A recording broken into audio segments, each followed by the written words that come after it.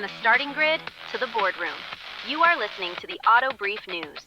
The live light is on. The future is approaching fast. Don't blink.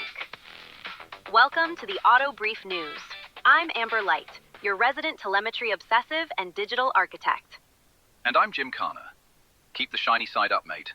I am the man who still believes the smell of unburnt hydrocarbons is the greatest perfume on Earth. It is Friday, May 29th, 2026.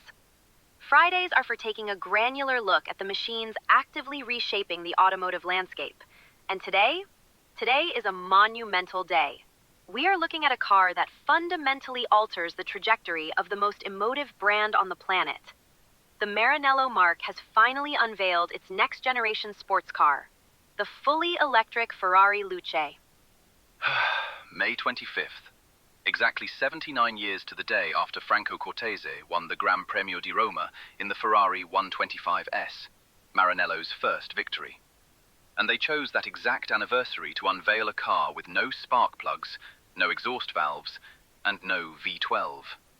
I was prepared to write an obituary for the prancing horse. But you didn't. In fact, anyone who reads our website, theautobrief.news, will see your latest article in the boardroom section, Ferrari's Silent Revolution. Jim, I have never seen you write a piece so conflicted, yet so utterly mesmerized by a piece of electric technology. I calls them as I sees them, Amber. And what I saw wasn't just a battery shoved into a Roma chassis. It was witchcraft. Mechanical, beautifully engineered witchcraft. But before I surrender my analog soul entirely, let's pay the bills. This segment of the Auto Brief is fueled by our technical partners at echoesoftheroad.com. For those who believe every scratch tells a story and every engine has a song, echoesoftheroad.com is your ultimate destination for vintage gear design. echoesoftheroad.com is your definitive apparel store of vintage car culture. All right, let's dissect the Ferrari Luce. L-U-C-E. Italian for light. Let's start with the architecture, because this is where the traditionalists are going to lose their minds. This is the second four-door Ferrari in history, following the Puro Sangue, but it is the first ever Ferrari to feature 5 seats. 5 seats in a Ferrari? Enzo must be doing 10,000 revolutions per minute in his grave. If he saw the packaging. Because there is no front mid-engine and no bulky rear transaxle gearbox, they had an entirely blank slate. And who did they bring in to draw on that blank slate? Sir Jony Ive and Marc Newson from the creative collective Love From. Right, the blokes who designed the iPod and the iPhone. When I heard that, my blood ran cold. I pictured a sterile, featureless white suppository on wheels with a touchscreen to open the glove box. The defining visual characteristic is what they are calling the glass house. It's an uncompromised, shell-like form that extends below the beltline. And the aerodynamics are integrated so elegantly. Instead of massive, aggressive splitters, you have these floating front and rear aerodynamic wings that hover around the silhouette of the glass. They achieved the lowest drag coefficient in the history of Maranello's road cars without making it look like a Le Mans prototype. Let's stop talking about how it looks. It's a controversial point, and let's not forget, a Ferrari is also defined by how it moves. And how it moves is entirely digital, yet brutally physical. Let's look at the powertrain telemetry. The Luce uses a bespoke 800-volt architecture. It is powered by 4 completely independent electric engines, 1 for each wheel. Derived directly from their F1 and World Endurance Championship programs, they are radial flow permanent magnet synchronous engines. Exactly. Delivering a total system output of 1,050 cavalli vapor, or about 1,036 horsepower. But it's the rotational speed that is staggering to me as an engineer. The front motors spin at 30,000 revolutions per minute, the rears at 25,500 revolutions per minute, with a maximum angular acceleration of 45,000 revolutions per minute per second. Jim, what does that feel like in the real world? It feels like you've been strapped to the front of a railgun. 0 to 100 kilometers per hour is 2.5 seconds.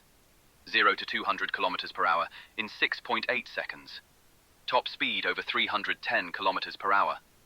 But straight line speed is cheap these days. Any Silicon Valley appliance can go fast in a straight line. What makes this a Ferrari is the handling. Because it has 4 independent motors, It doesn't just have all-wheel drive, it has absolute, granular control over every single corner of the car.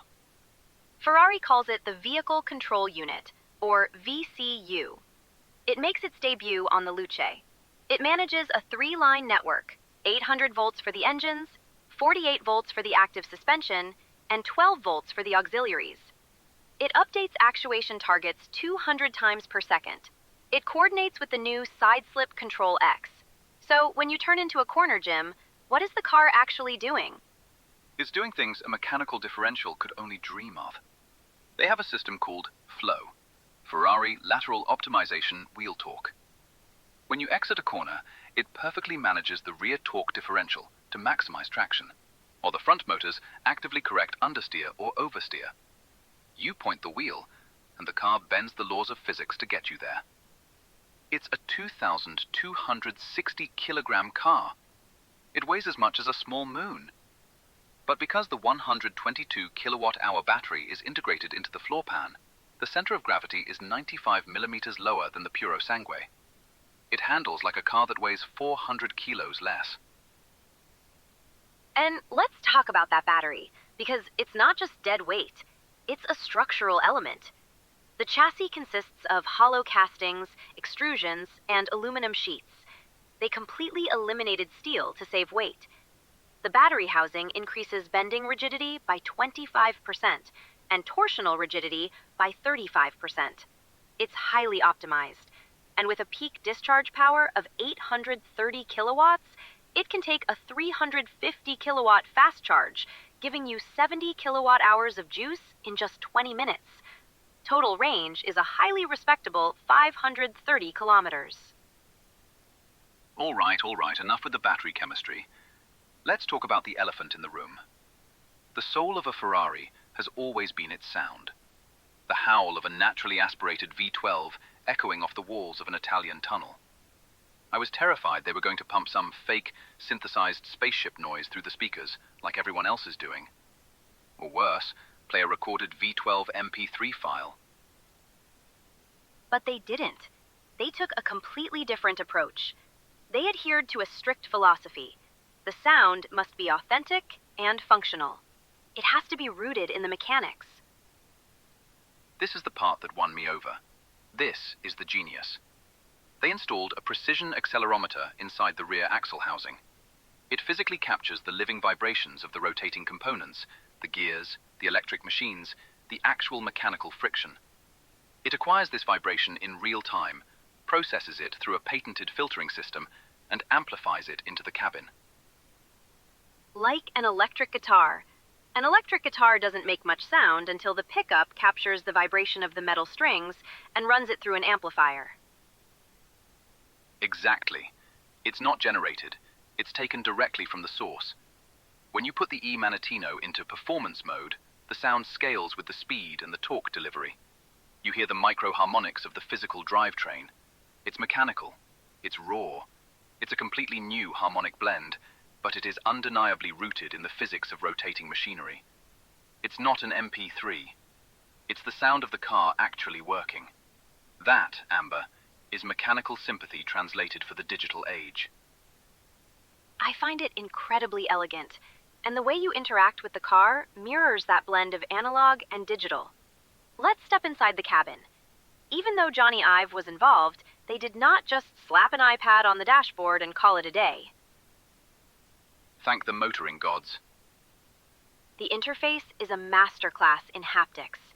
They used precision-engineered mechanical buttons, beautifully machined toggles, and dials combined with multifunctional digital displays developed by Samsung. The binnacle behind the steering wheel is a work of art. It's a standalone element with 3 dials, real physical aluminum bezels, and machined glass lenses. The central dial literally combines a physical, mechanical needle with a digital face showing your speed and battery level. And the climate controls? Physical buttons for temperature, fan speed, and seat heating. No digging through sub-menus while you're doing 200 kilometers per hour. My favorite detail, purely from a design standpoint, is the key. It's a block of Corning Gorilla Glass, and it uses an e-ink display, a world first in the automotive industry. It only uses energy when it changes color. When you dock the key in the center console, a historic Ferrari yellow surges from the key across the entire digital interface. It's theater, but it's sophisticated theater. And they didn't wrap the interior in plastic and call it vegan tech leather. It's premium Italian leather, honest recycled anodized aluminum, and Alcantara. It feels like a luxury GT, not a sterile laboratory. They even have a physical pull tab on the overhead console to initiate launch control. You pull it, the power dial glows orange, and you unleash 11,500 Newton meters of wheel torque. It's delightfully dramatic. It really is the perfect synthesis.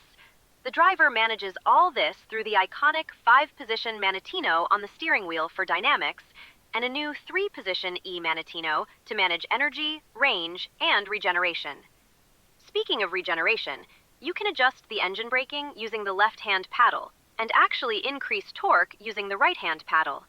It introduces a completely new way to modulate a corner without touching the hydraulic brakes. Which, by the way, are massive carbon ceramic discs, 390 millimeters at the front.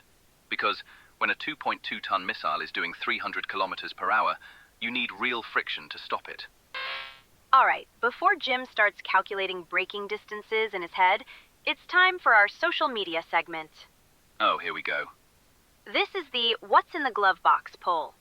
Every week on our Instagram, using our helmet mascot avatar, we pose a scenario to our listeners.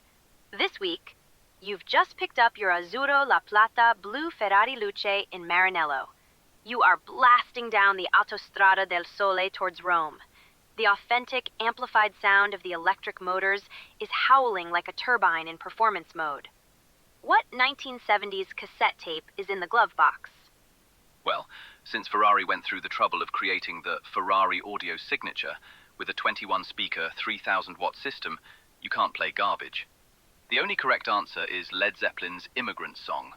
It has that relentless, driving, thundering rhythm that perfectly matches the violent longitudinal acceleration of 4 electric motors. Classic Jim. Brute force. I am going to pivot entirely. I'm choosing Giorgio Moroder's From Here to Eternity. It is the pioneer of electronic disco. It's synthesized, it's pulsing, it's pure Italian futuristic energy. It's the exact vibe of a hyper-advanced 800-volt Ferrari cutting through the Italian night. Let us know your choices on Instagram. Giorgio Moroder, you're turning a Maranello masterpiece into a nightclub, Amber. I'm curating a vibe, Jim. Look it up. All right, it's time to pull into the pits. The garage rating. Green light, amber light, or red light. Jim, you wrote the article. You go first. The 2026 Ferrari Luce. They didn't compromise the driving experience. They didn't fake the sound. They built a chassis that dances, steering that communicates, and an interior that respects the tactile nature of driving. They used electricity not just to be green, but to make a car that handles in a way a combustion car physically cannot. It is, against all my stubborn analog instincts, a green light. It is a true Ferrari. Wow. I think I need to record that and make it my ringtone. Jim Khana loves an EV. Don't push it. For me, it's an absolute, unhesitating green light. It is the ultimate expression of the elegant solution. A 5-seat, multi-energy hyper GT that looks like modern art, drives like a Le Mans prototype, and integrates digital telemetry flawlessly without losing the human element. It is exactly what the future of luxury performance should be. It's a 360-degree Ferrari, and a hell of a statement. That's all from us today. You can find Jim's full review, Ferrari's Silent Revolution, and our complete archive at theautobrief.news. And don't forget to subscribe to our Friday newsletter, The Telegram. Which I write on an actual mechanical typewriter, thank you very much. Yes, and my ears are still ringing from the clacking. I'm Amber Light. The future is approaching fast. Don't blink. And I'm Jim Khana.